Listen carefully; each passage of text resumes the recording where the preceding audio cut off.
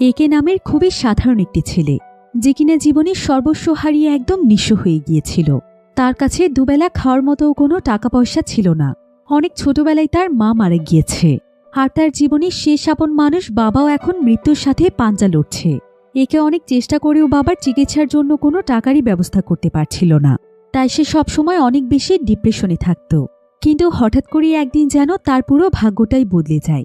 তাদের বাড়ির খুবই পুরনো একটি বক্সের মধ্যে সে এমন একটি অলৌকিক এবং মহামূল্যবান পাথর খুঁজে পায়, যেটার দাম ছিল কয়েকশো কোটি টাকা। আর এই অলৌকিক পাথর পেয়ে সাধারণ ছেলেটি দরিদ্র থেকে হয়ে যায় কোটিপতি। আর এখান থেকেই শুরু হয় তার জীবনের নতুন এক মোড়। গল্পটিকে খুবই সাধারণ একটি গল্প মনে হলেও এই গল্পের প্রত্যেকটি জায়গাতে লুকিয়ে আছে অনেক বেশি রহস্য, যেটা আপনারা কল্পনাও করতে পারবেন না। তো পরবর্তীতে একের জীবনে কি ঘটেছিল, সে কি অলৌকিক পাথর দিয়ে তার জীবনের সমস্ত সমস্যার সমাধান করতে পেরেছিল, সেটাই আমরা দেখব আজকের এই মুভিটির গল্পে। তাহলে চলুন ঘুরে আসা যাক সাধারণ এক দরিদ্র ছেলের কোটিপতি হওয়ার গল্প থেকে। তো গল্পটি শুরু হয় থাইল্যান্ডের একটি শহরে, যেখানে আমরা একে নামের একটি ছেলেকে দেখতে পাই, যে কিনা ছিল অনেক দরিদ্র পরিবারের সন্তান। আর বর্তমানে সে তার সর্বস্ব হারিয়ে দিক বেদিক শূন্য হয়ে পড়েছে। তার পুরো জীবনে যেন এখন অন্ধকার নেমে এসেছে। একের বাবা একটি হসপিটালে মৃত্যুর সঙ্গে লড়াই করছে। তার নিঃশ্বাস নিতে অনেক কষ্ট হচ্ছে, আর তার ব্রেনও এখন একদমই কাজ করছে না।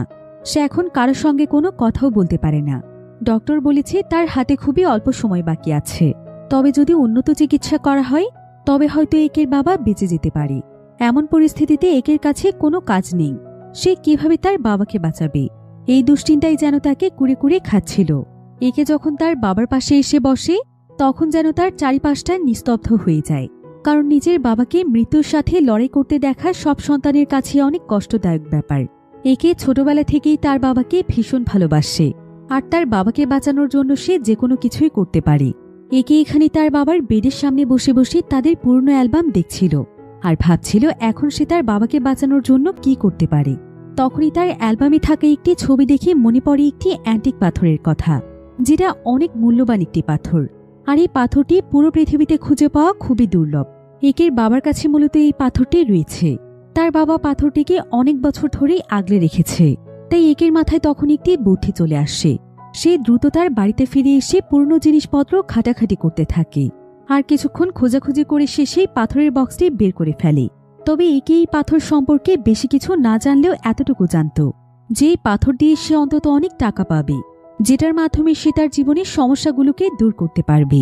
এই পাথরটিকে একের বাবা এতটাই যত্ন করে আগলে রেখেছিল যে সে কখনোই পাথরটির কথা কারো সামনে বলতো না, এমনকি কাউকে কখনো পাথরটি দেখাতও না। সবসময় নিজের কাছে লুকিয়ে রাখত। যেহেতু একের বাবা এখন অসুস্থ, তাই এই পাথরটি এখন ছিল একের কাছে তাদের শেষ সম্বল। তবে সেই পাথরটির সম্পর্কে জানার জন্য ইন্টারনেটে সার্চ করতে শুরু করে, আর সেখান থেকে বিভিন্ন ইনফরমেশন দেখে সে বুঝতে পারে যে পাথরটি আসলে একটি মহামূল্যবান পাথর। তবে ইন্টারনেটেও এই পাথরের ব্যাপারে বিস্তারিত কোনো কিছুই ছিল না। একে শুধুমাত্র এইটুকু জানতে পারে যে আগেকার মানুষ এই পাথরগুলোর খুবই মূল্যায়ন করত, যার কারণে অনেকেই এই পাথর নিজেদের কাছে সংরক্ষণ করে রাখত। তো একে তখন সেই পাথরটি নিয়ে চিন্তা করতে থাকে, পাথরটি কি আসল নাকি নকল পাথর? এই পাথর বিক্রি করলে আমি কি সত্যিই টাকা পাবো? যদি পেয়ে যাই তাহলে অন্তত আমার বাবার চিকিৎসার খরচ চালাতে পারবো। তবে কয়েক বছর আগে একে একটি নিউজ দেখেছিল, যেখানে এমনই একটি পাথর পাওয়ার জন্য সেই পাথরের আসল মালিককে হত্যা করা হয়েছিল। আর তারপর থেকে সেই পাথরটি কোথাও পাওয়া যায়নি। সেই সাথে একের মনে এই প্রশ্নটিও আসে, যদি এই পাথরটা এতটাই মূল্যবান হয় আর আসল হয়ে থাকে, তাহলে আমার বাবার কাছে এই পাথরটি কিভাবে আসলো? কে তাকে পাথরটি দিয়েছিল? যেহেতু একে তার বাবাকে ভীষণ ভালোবাসে, তাই সেটা ভাবতেই পারছিল না যে তার বাবা খুন করে পাথরটি নিয়ে এসেছে। এই পাথরটি কি তার বাবা চুরি করেছে, নাকি এর পেছনে অন্য কোনো রহস্য আছে? এই প্রশ্নগুলোই বারবার একের মনে ঘুরপাক খাচ্ছিল। তো এবার পরের দিন একে এই পাথরটি বিক্রি করার জন্য বাজারে চলে যায়। এই জায়গাটি মূলত স্টোন মার্কেট নামে পরিচিত, যেখানে বিভিন্ন ধরনের পাথর কেনা বেচা করা হয়। আর এই জায়গাটির সন্ধান একে মূলত ইন্টারনেট থেকে পেয়েছে। তো একে সমস্ত দোকানগুলো ঘুরে ঘুরে দেখতে থাকে। যেহেতু সে প্রথমবারের মতো এমন একটি বাজারে এসেছে, তাই সে খুবই নার্ভাস ফিল করছিল। কারণ তাকে যদি এই পাথর সম্পর্কে কেউ প্রশ্ন করে, সে তো এই পাথর সম্পর্কে কিছুই বলতে পারবে না। একে তখন এই ধরনের পাথরের দোকান খুঁজতে থাকে। যেখানে সে মূলত পাথরটিকে বিক্রি করতে পারবে। তো কিছুক্ষণ পর সে একটি জায়গাতে এই ধরনের পাথর দেখতে পায়, তবে এগুলো মূলত আসল পাথর ছিল না, ডেমো হিসেবে সেখানে সাজানো ছিল। তো একে তখন সেই দোকানে আসে আর ওই দোকানদারকে তার কাছে থাকা পাথরগুলো দেখিয়ে বলে, আচ্ছা এগুলোর দাম কত? দোকানদার তখন পাথরগুলো হাতে নিয়ে পরীক্ষা করতে শুরু করে। তবে একের কথাবার্তা শুনে এই দোকানদার বুঝতে পারে যে পাথর সম্পর্কে তার কোনো ধারণা নেই। তাই সে তখন দীর্ঘ একটি নিঃশ্বাস ফেলে একে বলে, এগুলো খুব পুরনো পাথর, এই পাথরগুলো অনেক দামি, কিন্তু তুমি যেই পাথরগুলো এনেছ এগুলো মূলত অরিজিনাল পাথর নয়, এগুলো নকল। তবুও আমি আমার কালেকশনে এই পাথরগুলো রাখতে চাই। তুমি যেহেতু নিয়েই এসেছ, নিশ্চয়ই তোমার টাকার প্রয়োজন, তাই আমি তোমাকে এগুলোর জন্য 1 মিলিয়ন টাকা দিতে পারবো। কথা শুনে একে তো একদম চমকে ওঠে, কারণ এই নকল পাথরের দামই যদি এত বেশি হয়ে থাকে তাহলে আসল পাথরের দাম তো কোটি কোটি টাকা। তো একের মনে তখন আরো এমন অনেক প্রশ্নই জাগতে থাকে। তাই সে তখন দোকানদারকে জিজ্ঞাসা করে, আচ্ছা এই নকল পাথরের জন্য আপনি কেন আমাকে 1 মিলিয়ন দেবেন? আপনি কি আমাকে কোনোভাবে বোকা বানানোর চেষ্টা করছেন? এই পাথরের পেছনে কি রহস্য আছে? তখন একের তার বাবার কথা মনে পড়ে যায়, কারণ যদি পাথরগুলো নকল হতো তাহলে তার বাবা কেন এতদিন এই পাথরগুলোকে যত্ন করে লুকিয়ে রেখেছে। তখন দোকানদার সিং তাকে পরিষ্কারভাবে বলে দেয় যে আমি তোমাকে আর এর থেকে 1 টাকাও বেশি দিতে পারবো না। যদি তোমার এই পাথর বিক্রি করতে হয় তাহলে বিক্রি করতে পারো, নয়তো তুমি তোমার পাথরগুলো নিয়ে যাও। এমনকি সিং তার পাশে থাকা একজন বৃদ্ধ লোককে ডেকে এই পাথরটি পরীক্ষা করতে বলে। তো তাদের দুজনের মধ্যে এই সমস্ত ব্যাপারে কথোপকথন চলছিল, কিন্তু ঠিক তখনই সেখানে একজন মেয়ে এসে হাজির হয়। এই মেয়েটির নাম হচ্ছে মি। মিকে দেখে সিং এর পুরো বেহাল দশা, ভয়ে যেন তার গলা একদম শুকিয়ে যায়। সে ঘামতে শুরু করে, কারণ মেয়ে খুব ভালো অ্যান্টিক পাথর পরীক্ষা করতে পারে, অর্থাৎ সে এই পাথর সম্পর্কে অনেক কিছুই জানে, এবং কোনটা আসল পাথর আর কোনটা নকল পাথর সেই সম্পর্কেও তার খুব ভালো ধারণা আছে। তো মেয়ে সেই পাথরটি দেখে বলে, কি হয়েছে, তোমরা এখানে কি নিয়ে এত আলোচনা করছো? অর্থাৎ দূর থেকেই মি তাদের এসব কথাবার্তা সবকিছু শুনে ফেলেছিল, যার কারণে আগ্রহ নিয়ে মি দোকানের কাছে এগিয়ে আসে আর সে পাথরটি হাতে নিয়ে পরখ করে দেখতে চায়। কিন্তু তখন দোকানদার সিং তাকে বাধা দিয়ে বলে, এই পাথর দেখানো যাবে না। তবে মেয়ের জোড়াজুড়ির কাছে সে টিকতে পারে না। এক পর্যায়ে মেয়ে এই পাথরটিকে পরখ করে দেখার জন্য একের কাছে অনুমতি চায়। একেও তাকে অনুমতি দিয়ে দেয়, কারণ একে এখন পর্যন্ত সিং এর কাছে এই পাথরটি বিক্রি করেনি। তো মেয়ে পাথরটি হাতে নিয়ে পরখ করে সে একদম চমকে যায়, আর সে সঙ্গে সঙ্গে অনেক বেশি এক্সাইটেড হয়ে সবার সামনে বলে, এটা তো একদম অরিজিনাল পাথর, তোমরা কেন ওকে মিথ্যে কথা বলছো? তাছাড়া এই পাথরটির দাম 100 মিলিয়নের চাইতেও অনেক বেশি, আর তোমরা ওকে শুধুমাত্র 1 মিলিয়ন দিতে চাচ্ছ? তোমরা একটা সাধারণ ছেলেকে কেন ঠকাচ্ছ?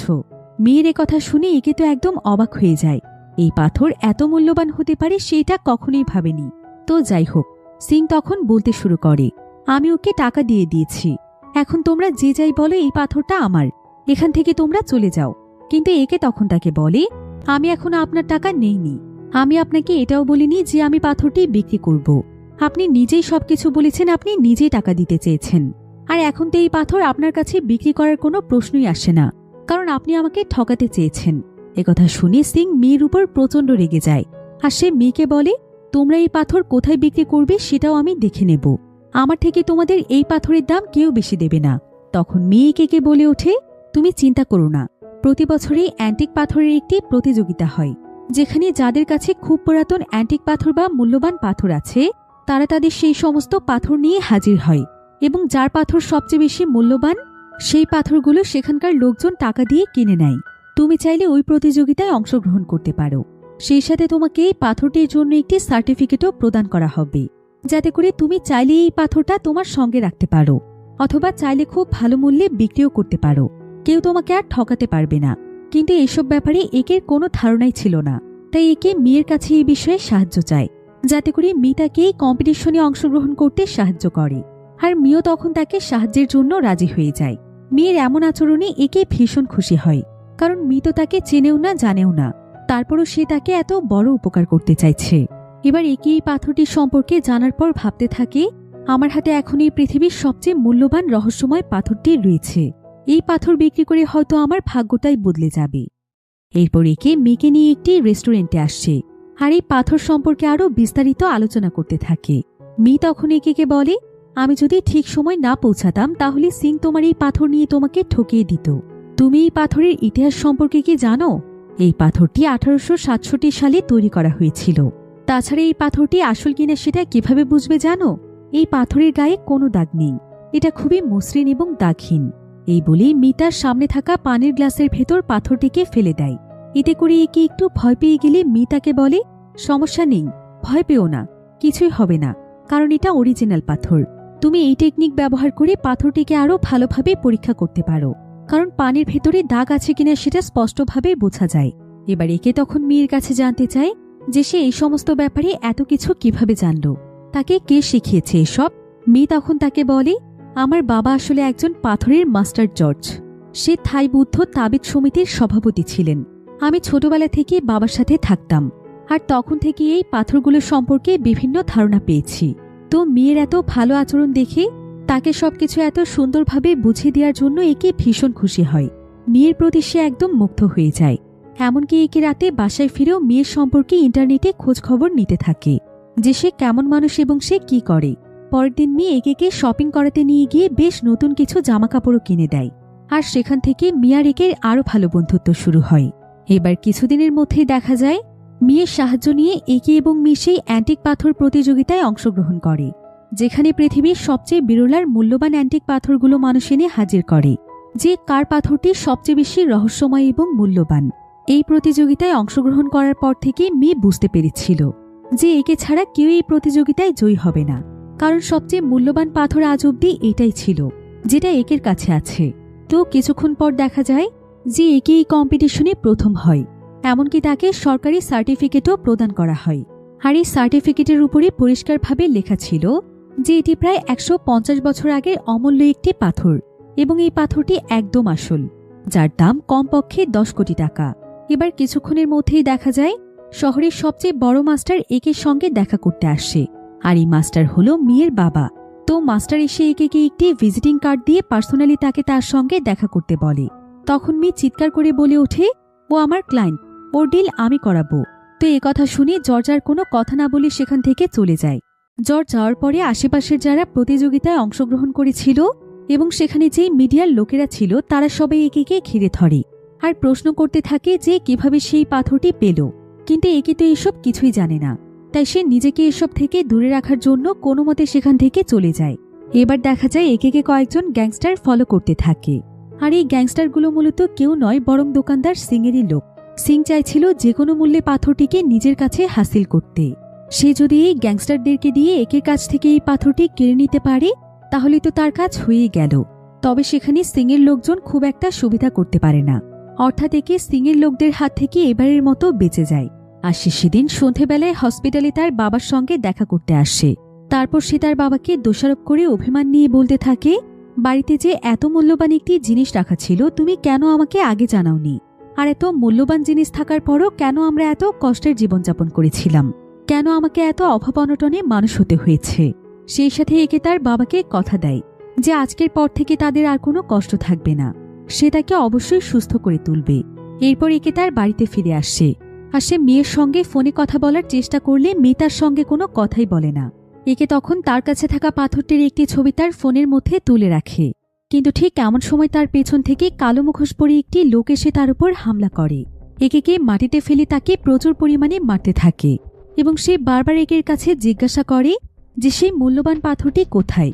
কিন্তু একে প্রচুর পরিমাণে মার খাওয়া সত্ত্বেও সে কোনো কিছুই স্বীকার করে না। লোকটি বারবার একে থ্রেট দিয়ে বলতে থাকে, ওই পাথরটি আমাকে দিয়ে দে, নয়তো আমি তোকে আজকে মেরে ফেলবো। তবু একে তাকে কোনো কিছু না বললে লোকটি রেগে গিয়ে একের প্রত্যেকটি আঙুল মুচড়ে মুচড়ে ভেঙে ফেলতে থাকে, আর একে যন্ত্রণায় চিৎকার করে ছটফট করতে থাকে। ঠিক সেই সময় হঠাৎ করে কেউ একজন একের দরজায় এসে নক করে, ফলে সেই মুখোশ পরা লোকটি ভীষণ ভয় পেয়ে যায়, আর সে এখান থেকে একে ওই অবস্থায় মাটিতে ফেলে রেখে লুকিয়ে পড়ে। তো দেখা যায় দরজা খুলে সিং ভেতরে আসে। সিংয়ের হাতে ছিল ব্যাগ ভর্তি টাকা। সেই টাকাগুলো একে দিয়ে বলে, এই টাকাগুলো নিয়ে ওই পাথরটি আমাকে দিয়ে দাও। কিন্তু একে বলে পাথরটি আমার কাছে নেই। তখন সিং তার কথা বিশ্বাস করে না, বরং সে উল্টো তাকে টর্চার করতে থাকে। আসলে একে এই পাথরটিকে রক্ষা করার জন্য একটি তাবিজ বানিয়ে হসপিটালে তার বাবার গলায় পরিয়ে দিয়ে এসেছে, যাতে করে কেউ এসে এই পাথরটি তার কাছ থেকে ছিনিয়ে নিয়ে যেতে না পারে। অর্থাৎ এখন আসল পাথরটি তার বাবার কাছে আছে। তো এক পর্যায়ে সিংয়ের টর্চারের কাছে একে তার আনা টাকার বিনিময়ে ওই পাথরটি দিতে রাজি হয়ে যায়। তাই সিং তখন একে নিয়ে হসপিটালে চলে আসে। প্রথমে সিং একের হাতে ব্যান্ডেজ করায়, তারপর সে তার কাছে সেই পাথরটি চায়। তখন একে তার বাবার কাছ থেকে পাথরটি এনে সিংকে দিয়ে দেয়। তো সিং যখন আবারও পাথরটিকে পরখ করে দেখে, তখন সে দেখতে পায় যে এটা তো নকল পাথর। আর এটা দেখে সিংয়ের একদম মেজাজ খারাপ হয়ে যায়। সে ওই হসপিটালে একে আবারও মারতে শুরু করে এবং বলে, আমার সঙ্গে তুই ধোঁকাবাজি করছিস, আমাকে নকল পাথর ধরিয়ে দেওয়ার সাহস কি করে পাস? সিংয়ের কথা শুনে একে বুঝে উঠতে পারে না যে আসলে এগুলো কি হচ্ছে। সে তাকে কোনো প্রকার ঠকায়নি, কারণ সে আসল পাথর ভেবেই তার বাবার গলায় পাথরটি ঝুলিয়ে রেখেছিল। তখন ভয়ে ভয়ে একে সিংকে তার কাছে থাকা সার্টিফিকেট দেখিয়ে বলে, এটাই আসল পাথর, যেটার জন্য আমি কম্পিটিশনে সার্টিফিকেট পেয়েছি। আমি আপনাকে কোনোভাবে ঠকানোর চেষ্টা করিনি। কিন্তু একথা শুনে সিং আরও বেশি রেগে যায় আর সে তার উপর চিৎকার করে নিজেকে আঘাত করতে থাকে এবং সে একের কাছে এগিয়ে এসে বলে, আসল পাথর কোথায় রেখেছিস সত্যি করে বল। তোর কাছ থেকে কে আসল পাথরটি নিয়ে গিয়েছে? আমি নিজে গিয়ে তার কাছ থেকে পাথরটি নিয়ে আসব। একে তখন বারবার তার পুরনো সব কথাগুলো মনে করতে থাকে, যে সর্বশেষ পাথরটি কার কাছে ছিল এবং কোথায় ছিল। তখন তার মনে পড়ে যায় পাথরটি তো সর্বশেষ মেয়ের কাছে ছিল, আর তাও সেটা ওই প্রতিযোগিতার দিন, যেদিন সে খুশিতে আসল পাথরটা হাতে পেয়ে পাথরের সঙ্গে নিজে সেলফি তুলেছিল। আর তখনই অগোচরে মেয়ে আসল পাথরটি মুখের ভেতরে নিয়ে চুরি করে ফেলে। আর সে তাকে হুবহু একই দেখতে নকল একটি পাথর তার হাতে ধরিয়ে দেয়। তারপর থেকে সে একের ফোন বা মেসেজের সঠিকভাবে রিপ্লাই করছে না, অর্থাৎ মেয়েও তাকে অনেক বাজেভাবে ঠকিয়েছে। এতদিন মেয়েকে নিয়ে একের মনে যে বিশ্বাস ভরসা ছিল, সেই সবকিছুই যেন নিমিষেই শেষ হয়ে গিয়েছে। মেয়ে শুধুমাত্র পাথরটি নেওয়ার জন্য একে সাহায্যের নাটক করেছে। তো যাই হোক, একে মেয়ের কোনো রেসপন্স না পেয়ে এক পর্যায়ে বাধ্য হয়ে মেয়ের বাড়িতে তার সঙ্গে দেখা করতে আসে। তখন মেয়ে তাকে কোনো পাত্তাই দিচ্ছিল না, এমনকি একে তার সঙ্গে কথা বলতে গেলে সে তাকে ইগনোর করে সেখান থেকে চলে যায়। এরপর মেয়ের ড্রাইভার এসে একে ধাক্কা দিয়ে বলে, ম্যাডামের সঙ্গে এখন দেখা করা যাবে না, তোমার মতো সাধারণ মানুষের সঙ্গে তার কথা বলার সময় নেই, তুমি এক্ষুনি এখান থেকে বেরিয়ে যাও। এ কথা শুনে একের মন ভীষণ খারাপ হয়ে যায়, কারণ একটা মানুষ মুহূর্তের ভেতরে কিভাবে এতটা পরিবর্তন হতে পারে সেই বিষয়টি কোনোভাবেই বুঝে উঠতে পারছিল না। কিন্তু একে ড্রাইভারের কোনো কথা না শুনেই বারবার মেয়ের পিছু পিছু ছুটতে থাকে আর তার সঙ্গে কথা বলার চেষ্টা করে। একে যেন একদম পুরো পাগলের মতো হয়ে যায়। মেয়েকে সে জিজ্ঞেস করতে চায় কেন তাকে সে এতদিন এভাবে ঠকিয়েছে আর তাকে কেন এভাবে সে নিঃস্ব করে দিয়ে চলে যাচ্ছে। একের একটু ভালো থাকার স্বপ্ন যেন নিমিষেই ধ্বংস হয়ে যায়, যার ফলে এখন থেকে একে মেয়েকে ঘৃণা করতে শুরু করে। কিছুক্ষণ পর একে শূন্য হাতে তার বাবার কাছে ফিরে আসে। তখন সে দেখতে পায় যে তার বাবা আর বেঁচে নেই। তাকে ছেড়ে তার বাবা চিরদিনের জন্য চলে গিয়েছে। বিনা চিকিৎসায় পৃথিবীর মায়া সে ত্যাগ করেছে। আর এই বিষয়টি একে সবচাইতে বেশি কষ্ট দিচ্ছিল, যে সন্তান হয়ে সে তার বাবার চিকিৎসার খরচ চালাতে পারেনি। তাই একে তার বাবার মৃত্যুর জন্য সম্পূর্ণভাবে নিজেকে দায়ী করতে থাকে। সে কান্নায় তার বাবার মৃতদেহের উপর ভেঙে পড়ে আর সে চিন্তা করতে থাকে, যদি ওই দিনই সে সিংয়ের কাছে পাথরটি 1 মিলিয়নে বিক্রি করে দিত, তাহলে অন্তত তার বাবা আজ বিনা চিকিৎসায় মারা যেত না। সে লোভ করে মেয়েকে বিশ্বাস করেছিল এবং আরও বেশি টাকা পেতে গিয়ে সে আজ সবকিছু হারিয়েছে। একের বাবার মৃত্যুর পেছনে সবচাইতে বড় দোষী হচ্ছে বিশ্বাসঘাতক মেয়ে। সে যদি তার সঙ্গে এমন বিশ্বাসঘাতকতা না করত, তাহলে একে তার বাবার অপারেশন করাতে পারত। একের বাবা মরে যাওয়ার পর একের চোখে যেন প্রতিশোধের আগুন দাউ দাউ করে জ্বলে ওঠে। সে কোনোভাবেই তার বাবার হত্যাকারীকে মাফ করবে না। সেই সাথে সেই পাথরটি সে মেয়েকে কোনোভাবেই ভোগ করতে দেবে না, কারণ এটা তার বাবার পাথর, যেটা সে এতগুলো বছর ধরে আগলে রেখেছিল। তো একে তার বাবার ফিনারেল শেষ করে একটি ভাড়াটিয়া গুন্ডার সঙ্গে দেখা করতে আসে, যার নাম ছিল ভিক্টর। একে তখন ভিক্টরকে তার জীবনের সবকিছু খুলে বলে। তার বাবার অসুস্থতা থেকে শুরু করে মৃত্যু পর্যন্ত যা কিছু হয়েছে সব সে তাকে বলে। তাছাড়া তার বাবার কাছে যে একটি মূল্যবান পাথর ছিল এটাও সে তাকে জানিয়ে দেয়। সে এটাও বলে যে এই পাথরটি এখন মেয়ের কাছেই আছে। একে তখন ভিক্টরের কাছে সাহায্য চায়। সে তাকে বলে, এখন আমি আপাতত তোমাকে কিছুই দিতে পারবো না, তবে তুমি যদি ওই পাথরটি উদ্ধার করতে পারো, তাহলে পাথরটি বিক্রি করে যেই টাকাগুলো পাবো সেটার অর্ধেক আমি তোমাকে দিয়ে দেব। তুমি শুধু এখন আমাকে একটু সাহায্য করো। তবে একের কথা শুনে ভিক্টরের অনেক মায়া হয়। সে তার প্রতি হওয়া এই অবিচারের কথা জানতে পেরে অনেক কষ্ট পায় আর সে মনে মনে প্রতিজ্ঞা করে যে একের প্রতি হওয়া অন্যায়ের প্রতিশোধ সে নেবে। সে কোনোভাবেই মেয়েকে ছাড়বে না। একের সঙ্গে মিলে সে কাজ করবে। এবার একদিন রাতের বেলা ভিক্টর মেয়ের গাড়ি মাঝ রাস্তায় আটকে দেয় আর ভিক্টরের হাতে একটি পিস্তল ছিল, যেটা দেখে মেয়ে অনেকটাই ভয় পেয়ে যায়। তখন ভিক্টর ধীরে ধীরে মেয়ের গাড়ির দিকে এগিয়ে গিয়ে দরজা খুলতে বলে এবং দেখতে পায় যে মেয়ে তাকে দেখে বেশ ভয় পেয়েছে আর মেয়ের অবস্থা অনেক খারাপ। ভিক্টর তখন মেয়ের কাছে জানতে চায় যে সে সেই আসল পাথরটি কোথায় রেখেছে। মেয়ে তখন বলে যে পাথরটি তার কাছে ছিল, কিন্তু এখন তার কাছে কিচ্ছু নেই। কিছুক্ষণ আগেই তার উপর কেউ একজন হামলা করেছিল আর সে তার কাছ থেকে তার টাকা পয়সা, ব্যাগ, গহনা সবকিছু নিয়ে পালিয়ে গিয়েছে। আর তার ব্যাগের মধ্যেই সেই পাথরটি রাখা ছিল। এখন সেই পাথরটি সেই চোরটির কাছে আছে। তাই যদি ভিক্টর পাথরটি পেতে চায় তাহলে এখন তাকে সেই চোরকে খুঁজে বের করতে হবে।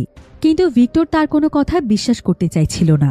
তাই মি তখন তাকে বলে, আমার কথা বিশ্বাস না হলে আপনি আমার ড্রাইভারকে দেখতে পারেন, সেই চোরটি তাকেও আক্রমণ করেছে। ভিক্টর দেখতে পায় যে সত্যি সত্যি মেয়ের ড্রাইভারের অবস্থা অনেক বেশি খারাপ, তার পুরো শরীর রক্তাক্ত হয়ে আছে। আর তাই মি তাকে পেছনের সিটে রেখে সে নিজে ড্রাইভ করছে। কিন্তু তারপরও ভিক্টর মিকে সঙ্গে করে নিয়ে তার আস্তানায় চলে যায়, যেখানে একে আগে থেকেই বসেছিল। তো একে যখন মিকে দেখতে পায় তখন সে তাকে চিৎকার করে জিজ্ঞাসা করে, তুমি আমাকে এভাবে ঠকিয়েছ কেন? তুমি নিজেও জানো তোমাকে আমি কতটা ভরসা করেছিলাম, আর তুমি কিনা আমার এই দুর্বলতার সুযোগ নিলে। তোমার জন্য আমার বাবা মারা গিয়েছে, আমি আমার বাবার চিকিৎসা করাতে পারিনি। একের কথা শুনে মি তখন তাকে সমস্ত ঘটনা খুলে বলে। এসব শুনে মি তার সমস্ত অপরাধ স্বীকার করে নেয় আর সে তার সঙ্গে যা ঘটেছে সবকিছু খুলে বলে। মি বলে, এই পাথরটির জন্য আমাকে সবচাইতে বেশি যে টাকা দিতে চেয়েছিল, আমি তার কাছে এই পাথরটি বিক্রি করার জন্য নিয়ে যাচ্ছিলাম। লোকটি থাইল্যান্ডের সবচেয়ে বড় পাথর কালেক্টর, যার কাছে পৃথিবীর বেশ কিছু মূল্যবান নামিদামি পাথরগুলো রয়েছে। কিন্তু হঠাৎ করে মাঝপথে কোথা থেকে আমার সঙ্গে কি হয়ে যায় আমি কিছুই বুঝতে পারি না। আর তারপরের ঘটনা তো তোমরা অলরেডি জানতেই পেরেছ। অর্থাৎ পাথরটি এখন আর আমার কাছে নেই। তবে আমার জানা মতে যে আমার কাছ থেকে পাথরটি চুরি করে নিয়েছে সেও নিশ্চয়ই সেই ব্যক্তির কাছে পাথরটি বিক্রি করতে যাবে, যে পাথরের মূল্য সবচাইতে বেশি দেবে। অর্থাৎ সে নিজে যার কাছে যাচ্ছিল। কিন্তু আমরা যদি তার আগে সেই চোরটিকে ধরে ফেলতে পারি তাহলে আবারও আমরা পাথরটিকে ফিরিয়ে আনতে পারব। এখন একের কাছে প্রতিশোধ নেওয়ার মতো সময় ছিল না, তাই তারা তিনজন একসাথে প্ল্যান করে যাতে করে সেই চোরটি পাথর বিক্রি করার আগেই তারা চোরটিকে ধরে ফেলতে পারে। এখন এই কাজের জন্য তারা তিনজন এক হয়ে যায়। একের এখন মিকে বিশ্বাস করা ছাড়া আর কোনো উপায় ছিল না। সে বাধ্য হয়ে তার সঙ্গে কাজ করতে আবারও রাজি হয়ে যায়, কারণ এই পাথর সম্পর্কে একে নিজে তো কিছুই জানে না। তাই তাকে মেয়ের সাহায্য নিতেই হবে। তো এবার পরের দিন সেই চোর সেই বিক্রেতার কাছে পৌঁছানোর আগেই একে ভিক্টর এবং মি সেই চোরটির কাছে পৌঁছে যায় এবং মি যেভাবে প্ল্যান করেছিল সবকিছু ঠিক সেভাবেই হয়। দেখা যায় কিছুক্ষণের মধ্যেই সেই চোর পাথর বিক্রি করার জন্য লোকটির কাছে আসছিল। কিন্তু হঠাৎ করে সেখানকার একটি দরজার কাছে বড় একটি গাড়ি আসে আর সেই চোরটিকে একজন কিডন্যাপ করে নিয়ে যায়। তবে কে তাকে নিয়ে গিয়েছে তার চেহারা দেখা যায় না। এজন্য একে এবং তার সঙ্গীরা বুঝতেই পারছিল না যে এখন তারা কি করবে। তাছাড়া যে গাড়িতে ওই লোকটাকে কিডন্যাপ করা হয় সেই গাড়িটি খুবই দ্রুত ড্রাইভ করে এখান থেকে চলে গিয়েছে। চোখের পলকে গাড়িটি চলে যাওয়ার কারণে গাড়ির নাম্বারটিও তারা খুব ভালোভাবে দেখতে পায় না। মীরা তখন এসব কিছু ওই লোকের সিসিটিভি ক্যামেরার ফুটেজে দেখছিল। তো তারা তিনজন মুহূর্তের ভেতর নিচে নেমে আসে। ভিক্টর, মি এবং একে মিলে একটি গাড়িতে করে কিডন্যাপারের গাড়িটি ফলো করতে শুরু করে। কিছুক্ষণ পর কিডন্যাপারের গাড়িটা শহর থেকে বেশ দূরের একটি নির্জন জায়গাতে এসে থামায়। গাড়ি থেকে তখন নিচে নামতে যাকে দেখা যায় সেটা আর কেউ নয়, বরং সেটা ছিল সিং। অর্থাৎ সিং সেই পাথরটির জন্য চোরটিকে কিডন্যাপ করেছে। তো সে চোরটিকে গাড়ি থেকে বাইরে বের করলে সে তখন কান্নাকাটি শুরু করে দেয়। আর সে সিংয়ের হাত পা ধরে তার কাছে বারবার ক্ষমা চাইতে থাকে এবং তাকে ছেড়ে দিতে বলে। সিং তখন চোরের ব্যাগ থেকে সমস্ত কিছু টেনে নিচে ফেলে দিলে দূর থেকে এই সমস্ত কিছু মীরা ফলো করছিল। তো মুহূর্তের ভেতর মি সেখানে এসে সেই পাথরগুলোকে দেখে মিলিয়ে নেয় যে পাথরগুলো আছে কিনা আর পাথরগুলো আসল কিনা। কিন্তু তার কাছে থাকা পাথরটি আসলে নকল ছিল। এবার তারা সেখানে সেই চোরটির উপর টর্চার করতে থাকে এবং তার কাছে জানতে চায় যে সেই কাজটি কেন করেছে, সে মেয়ের উপর কেন হামলা করে পাথরটিকে চুরি করেছে। এখন এত বেশি টর্চারের কারণে চোরটি তখন সমস্ত কথা স্বীকার করে। সে এখানে বলে, আমি এসব কিছু মেয়ের বাবা জর্জের কথা মতো করেছি। সে আমাকে তার মেয়ের উপর অ্যাটাক করে ওই পাথরটি চুরি করতে বলেছিল। এতে আমার কোনো দোষ নেই। আমি টাকার লোভে সেদিন মেয়ের কাছ থেকে তার ব্যাগটি চুরি করেছিলাম। তোমরা দয়া করে আমাকে ছেড়ে দাও। তবে একথা শুনে মিত একদম অবাক হয়ে যায়, কারণ পৃথিবীতে যেই বাবা তাকে সবচেয়ে বেশি ভালোবাসে সেই বাবা কি করে তাকে মেরে এই পাথরটি চুরি করিয়ে নিতে চাইছিল। মূলত যেদিন জর্জ একের কাছে এই পাথরটি দেখেছিল সেদিন থেকেই পাথরটির জন্য সে পুরো পাগল হয়ে গিয়েছিল। এমনকি পাথরটিকে পাওয়ার জন্য সে তার নিজের মেয়ের উপর হামলা করতেও পিছপা হয়নি। আর এখন সেই আসল পাথরটি রয়েছে মেয়ের বাবার কাছে। তো প্রথমে এই পাথরটি পাওয়ার জন্য মি আর সিং এর মধ্যে ঝগড়া শুরু হয়ে যায়। কে পাথরটির আসল দাবিদার এসব কিছুতে একে ভীষণ বিরক্ত হয়ে যায় আর তাদেরকে চিৎকার করে থামিয়ে দিয়ে বলে, এই পাথরটি মূলত আমার কাছ থেকে তোমরা পেয়েছ। পাথরটির জন্য আমার বাবা হসপিটালে মারা গিয়েছে। আমি তার ছেলে হয়েও তার অসুস্থতায় তার চিকিৎসা করতে পারিনি। আর এখনো তোমরা পাথরটা তোমাদের নিজেদের বলে দাবি করছো, এমনকি নিজেদের ভেতর ঝামেলা করছো। পাথরটি যদি পেতেই হয় তাহলে আমি পাবো, অথবা আমরা সবাই মিলে ভাগ করে নেব, কিন্তু একা এই পাথরটিকেও পুরোপুরি পেতে পারে না। একথা শুনে সবাই একদম স্তব্ধ হয়ে যায়। তারা ভেবে দেখে আসলেই তো একের জন্যই তারা এই পাথরটির সন্ধান পেয়েছে।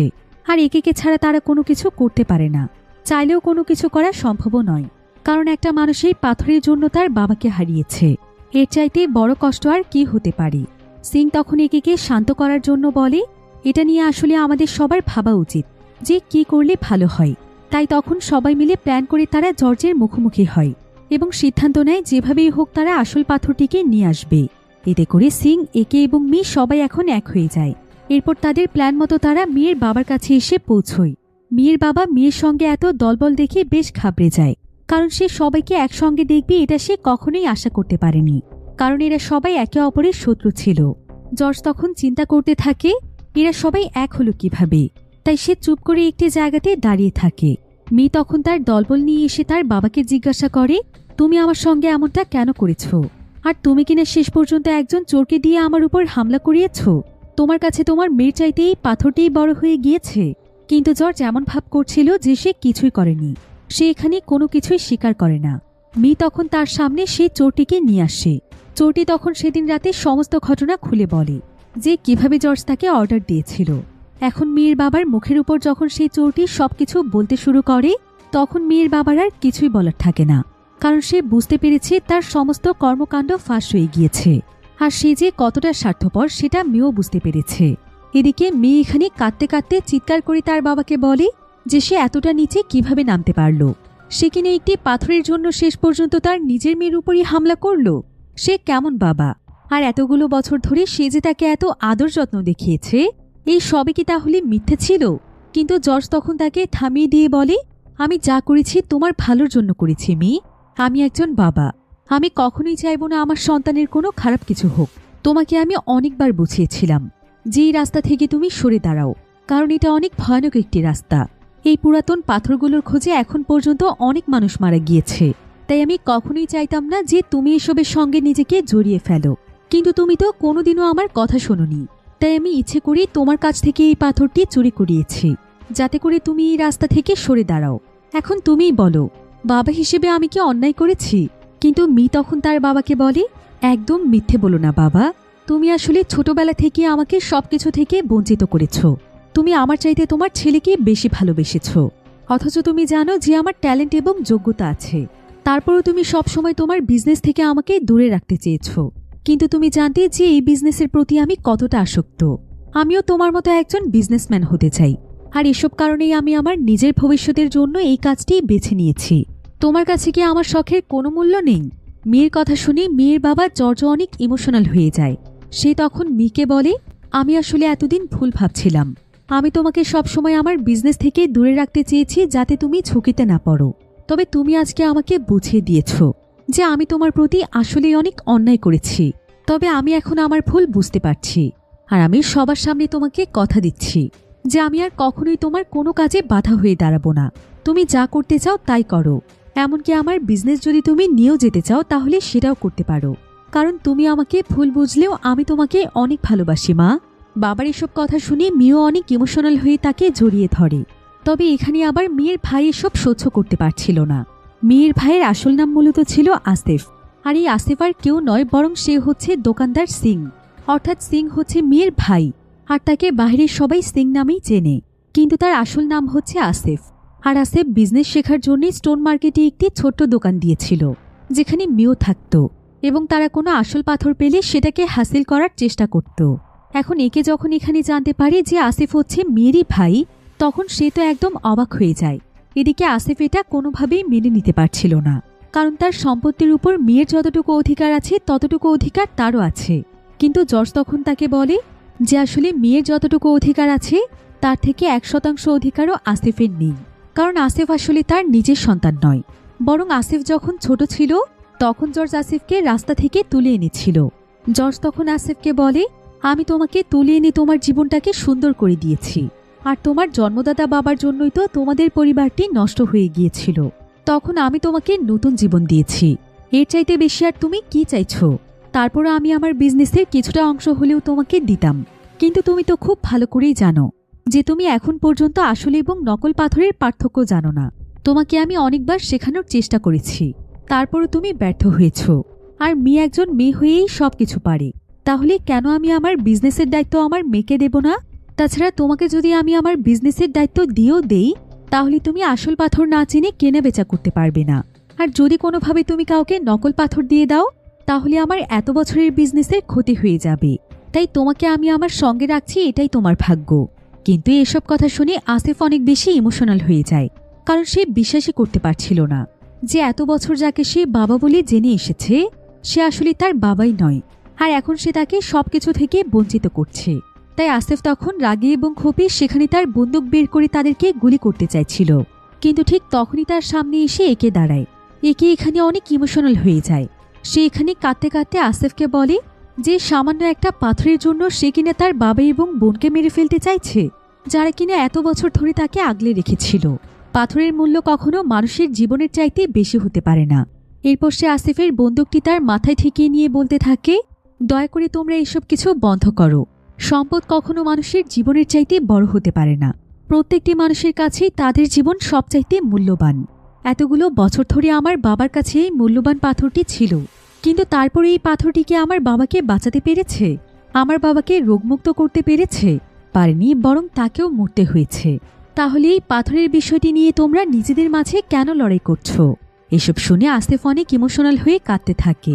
কিন্তু ঠিক তখনই সেখানে বেশ কয়েকজন পুলিশ অফিসার চলে আসে, আর এখানকার হেড অফিসারের নাম ছিল নামি। নামি এখানে জর্জের কাছে সেই অ্যান্টিক পাথরটি দেখতে চায়। জর্জ তখন সেখানে অনেক বড় একটি বক্স বের করলে দেখা যায় যে সেখানে হুবহু একই দেখতে অনেকগুলো অ্যান্টিক পাথর রয়েছে। তবে এতগুলো পাথরের মধ্যে শুধুমাত্র একটি পাথরই আসল ছিল। এরপর নামি তখন সেই আসল পাথরটি হাতে নিয়ে এখানকার সবাইকে উদ্দেশ্য করে ৩০ বছর আগের একটি ঘটনা বলতে শুরু করে। সে এখানে বলে যে আজ থেকে প্রায় ৩০ বছর আগে একজন চোর এই পাথরটির জন্য পাথরটির মূল মালিককে খুন করেছিল। এই পাথরটির আসল মালিকের নাম ছিল বসরাত। আর যখন তাকে হত্যা করা হয়েছিল তখন এই কেসের ইনভেস্টিগেশনের দায়িত্ব এসে পড়েছিল নামির উপর। বসরাত আসলে একজন সুলতান ছিল, আর তার শখ ছিল পুরনো জিনিসপত্র খুঁজে বের করা। সেই মূলত সেই সময়ে এই মহামূল্যবান পাথরটি খুঁজে পেয়েছিল। কিন্তু এই সমস্ত জিনিস হচ্ছে সরকারি সম্পদ। তাই বসরাত যখন তার কালেকশনে অনেক বেশি পুরাতন জিনিস সংগ্রহ করে ফেলেছিল, তখন গভর্নমেন্টের লোকেরা কোনোভাবে এটা জানতে পারে। এরপর খুবই অল্প সময়ের মধ্যে বসরাতের সমস্ত জিনিসগুলো পুলিশেরা জব্দ করে ফেলে। কিন্তু তারা এই অ্যান্টিক পাথরটিকে পায় না, কারণ বসরাত এটাকে খুবই সুরক্ষিতভাবে লুকিয়ে রেখেছিল। কিন্তু কয়েকদিন পরেই দেখা যায় যে বসরাতকে কেউ একজন মেরে ফেলেছে, আর তার কাছ থেকে শেষ একটি অ্যান্টিক পাথর চুরি করে নিয়ে গিয়েছে। কিন্তু এই পাথরটি এখন পুরোপুরিভাবে সরকারি সম্পদ, তাই এটা এখন পুলিশের হেফাজতে থাকবে। কিন্তু এমন সময় একে নামিকে বলে, মিথ্যে কথা, এই পাথরের মালিক তো আমার বাবা। আমার বাবা অনেক বছর ধরে পাথরটি নিজের কাছে আগলে রেখেছিল। কিন্তু নামি তখন তাকে বলে, তুমি তোমার বাবার সম্পর্কে কিছুই জানো না। আমরা যখন এই অ্যান্টিক পাথরটির খোঁজ পেয়েছি তখন আমরা এই কেসের উপর আবারও ইনভেস্টিগেশন করেছি। আর আমরা কি জানতে পেরেছি জানো? এই পাথরের চোর আসলে আর কেউ ছিল না, বরং তোমার বাবাই ছিল। সে এই পাথরটির জন্য বুসরাতকে হত্যা করেছিল। কিন্তু যখন বুসরাতের কেসের ব্যাপারে ইনভেস্টিগেশন শুরু হয়ে যায় তখন তোমার বাবা এই পাথরটি নিয়ে লুকিয়ে পড়ে। আচ্ছা, তুমি একবার চিন্তা করে দেখো, এতগুলো বছর ধরে এত দামি একটি পাথর তোমার বাবার কাছে ছিল, কিন্তু তারপরও তোমাদেরকে এত কষ্টে কেন জীবন কাটাতে হয়েছে? এর কারণ কি জানো? কারণ তোমার বাবা চাইলে এই পাথরটি বিক্রি করতে পারত না। যদি তোমার বাবা পাথরটিকে বিক্রি করতে যেত তাহলে কোনো না কোনোভাবে সে ধরা পড়ে যেত। এ কারণেই মূলত তোমার বাবা নিজের কাছে এতদিন পাথরটিকে লুকিয়ে রেখেছিল। নামির এই কথা শুনে একে এবার বুঝতে পারে যে আসলে তার বাবাই তাহলে সেই হত্যাকারী। কিন্তু সেটা কোনোভাবেই মানতে পারছিল না যে বাবাকে সে ছোটবেলা থেকে এত ভালো মানুষ জেনে এসেছে, সে কিনা একটি পাথরের লোভে একজন মানুষকে হত্যা করেছে। এসব ভাবতে ভাবতে একে খুবই ইমোশনাল হয়ে যায়। এদিকে এই সমস্ত ঘটনা শুনে ভিক্টর তো একদম অবাক হয়ে যায়, কারণ ভিক্টর আর কেউ ছিল না, বরং সে ছিল বুসরাতের ছেলে, অর্থাৎ ভিক্টরের বাবাকে একের বাবা হত্যা করেছে। সেই সময় ভিক্টর অনেক ছোট ছিল।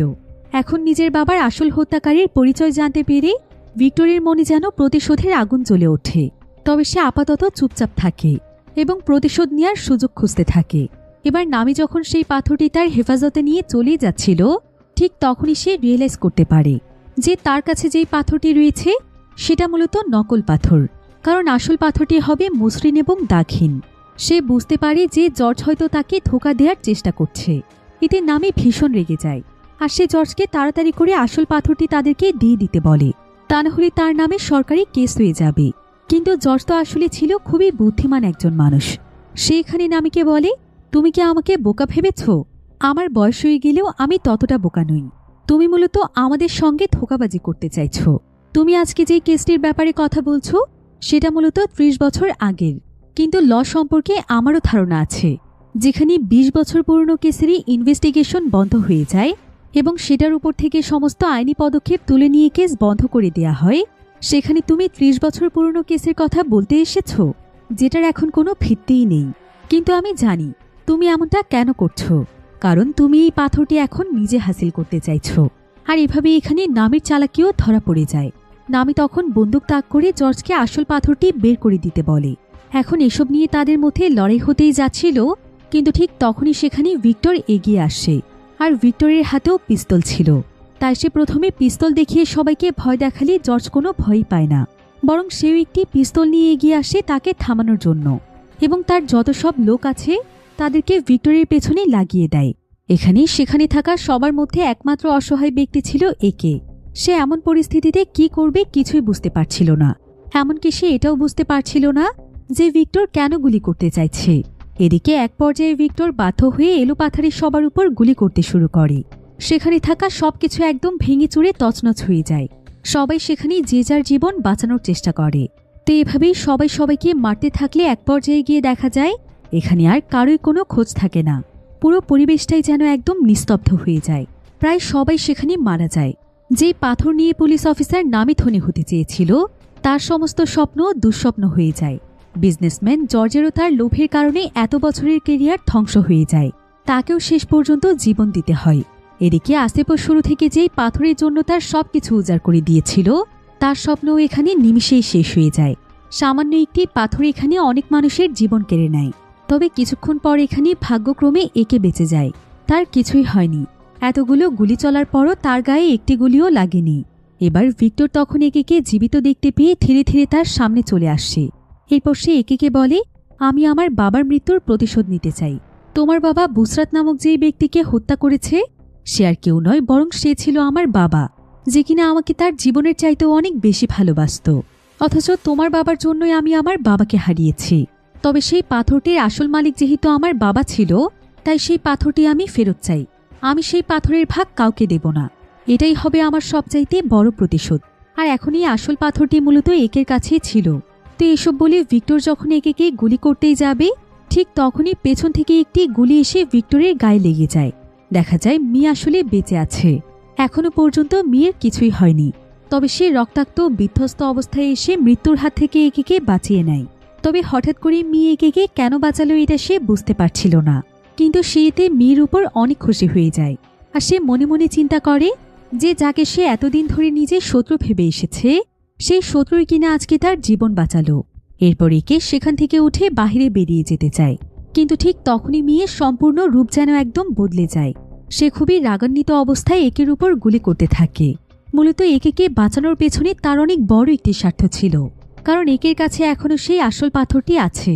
আর মেয়ে এই পাথরটির লোভে একেকে বাঁচিয়েছে। এসব কিছু দেখে তো একে কল্পনাও করতে পারছিল না যে একটা পাথরের জন্য মানুষ কতটা নিচে নামতে পারে। তো একে তখন কোনো মতে মেয়ের হাত থেকে বেঁচে সেই জায়গা থেকে পালিয়ে যায়। এবারের মতো তার জীবন কোনো মতে বেঁচে যায়। তবে এদিকে প্রচণ্ড রক্তক্ষরণের কারণে মেয়েও কিছুক্ষণের মধ্যেই সেখানে মারা যায়। এদিকে সমস্ত ধ্বংসযজ্ঞ শেষে দেখা যায় এখানে থাকা সমস্ত মানুষ মারা গিয়েছে। শুধুমাত্র ভাগ্যের জোরে বেঁচে যায় একে। আর তার কাছে পড়ে থাকে সে 100 মিলিয়নের চাইতেও দামি পাথরটি। একে তখন পাথরটিকে হাতে নিয়ে দেখতে থাকে যে এখন সেই পাথরটি দিয়ে কি করবে। এই পাথর কি সত্যিই তার ভাগ্য পরিবর্তন করতে পারবে? এসব ভাবতে ভাবতে একে খুবই অনুতপ্ত বোধ করছিল। আসলে একের কাছে যেন এখন এই পাথরটির কোনো মূল্যই ছিল না, কারণ যেই পাথরের জন্য এতগুলো মানুষের জীবন চলে গিয়েছে সেই পাথর কখনোই কোনো ভালো কাজে আসতে পারে না। সামান্য একটি পাথর তার চোখের সামনে মানুষকে পশুর মতো বানিয়ে দিয়েছিল, যারা কিনা লোভে পড়ে একে অপরকে মেরে ফেলেছে। এসব চিন্তা করতে করতে একে সেই পাথরটির দিকে অপলক দৃষ্টিতে তাকিয়ে থাকে। আর এমনই একটি আনএক্সপেক্টেড এন্ডিংয়ের মাধ্যমে গল্পটি এখানেই শেষ হয়ে যায়।